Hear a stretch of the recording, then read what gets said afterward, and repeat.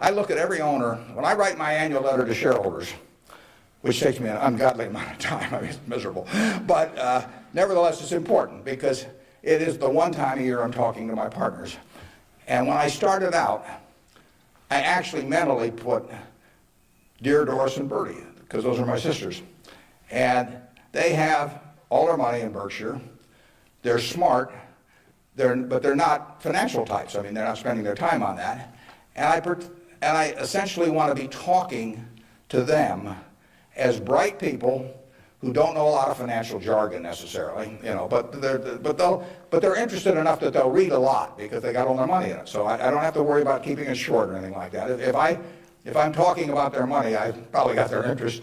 And I take that off at the very end, and then I take off Dear Doris and Bertie, and I put to the shareholders of Berkshire. But I want to tell them exactly what they're in. I want it to be just as if our roles were reversed. That's always the test. If Doris and Bertie were running the place, and I was living in Carmel, California, like Bertie is, what would I want to hear from them, the managers?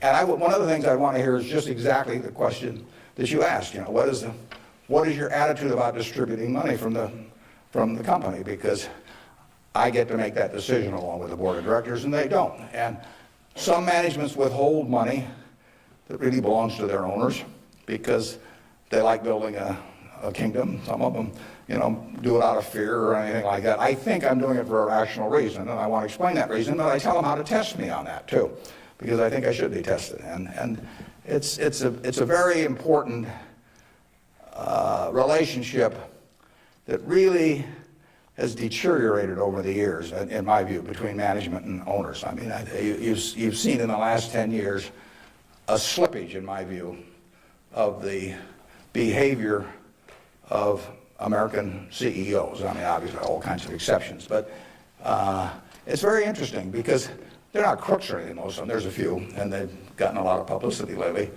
But nevertheless, they have behaved as most humans do. They've sort of picked up the behavior of those around them.